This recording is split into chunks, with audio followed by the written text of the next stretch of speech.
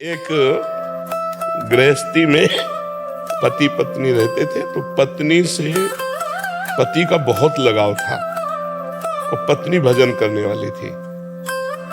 पति उद्दंड स्वभाव का था, पर उसका पत्नी से बहुत लगाव था। प्राय ऐसा होता भी है। तो पत्नी से उसने कहा कि मैं तुम्हें कभी छोड़ूं नहीं, तुम हमें कभी ना छोड़ो। ऐसा हो सकता है कि हम कई जन्म साथ रहे? तो विद्वान थी, उसने कहा ऐसा कभी नहीं हो सकता, ये केवल इसी जन्म में है।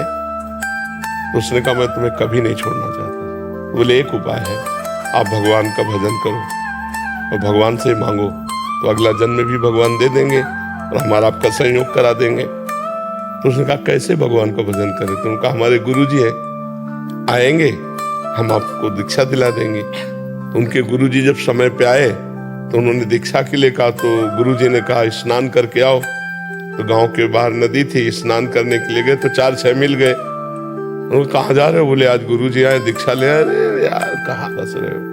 तो वो ऐसे आ गया, उसने कहा हम दीक्षा नहीं लेंगे ऐसे। तो उनका देखो, हमने भी प्रार्थना भगवान से की है कि अगला जन्म कम से कम हमारा तुम्हारा साथ हो। और अगर तुम भजन करते तो हमारी बात भगवान सुन लेते, लेकिन तुम भजन नहीं कर रहे हो, इसलिए मुझे लग रहा है हमारा तुम्हारा साथ इसी जन्म तक है। उसने कोई ध्यान नहीं दिया। अब पत्नी थी तो ज्यादा, दोनों का जब शरीर छूटा तो पति के राग के कारण उसकी मुक्ति नहीं हुई और एक राजा की राजकुमारी बनी हो, पति के राग के कारण। और पत्नी भजनानंदी थी, तो उसके संकल्प के अनुसार वो अपने कर्मानुसार जड़ योनि हाथी की प्राप्त किया।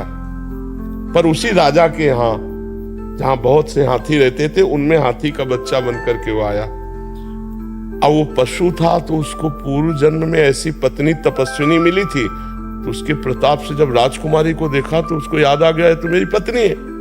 अब मिले कैसे, बतावे कैसे?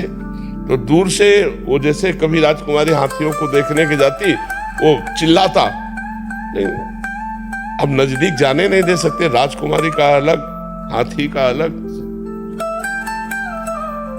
जब राजकुमारी का स्वयंवर का दिन आया तो नए नए हाथियों को सजा के खड़ा किया, तो वो भी नौ किशोर अवस्था का हाथी हुआ, तो रो रहा था, खाना पीना सब छोड़ दिया था।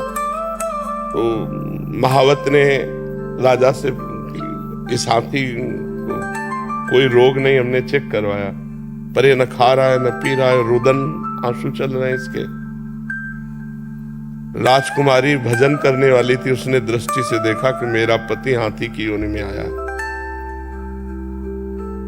उन्होंने कहा पिताजी 2 मिनट के लिए अगर हमें समय मिल जाए और मैं इस हाथी की औषधि कर सकती हूँ छूने मात्र से। तो उन्होंने कहा ये तो बहुत अच्छी बात है। नजदीक गई और कान में कहा तू चिंता मत कर, जयमाला तेरे ही गले में डालूंगी। और सुन, पीछे तूने भजन नहीं किया इसलिए हाथी की योनि प्राप्ति की। अब अगर तू मेरी बात मान ले, अब राम राम कृष्ण कृष्ण जप ले, तो अब हमारा तुम्हारा मिलन भगवान के यहाँ होगा, क्योंकि अब मैं चूकूंगी नहीं, अब तेरे में नहीं फंसूंगी। तेरे में फंसने के कारण मुझे राजकुमारी जन्म हुआ नहीं, मैं भगवान को प्राप्त हो जाती। हाथी बड़ा प्रसन्न हो गया। रानी जो राजकुमारी थी, बड़े बड़े राजकुमार आए थे, किसी को नहीं। तब सबने मजाक बना दिया कि राजकुमारी पागल हो गई। तब उसने कहा पागल नहीं हुई हूं, अपने पूर्व जन्म की बात बताकर कहा मैं इसी हाथी के साथ रहूंगी।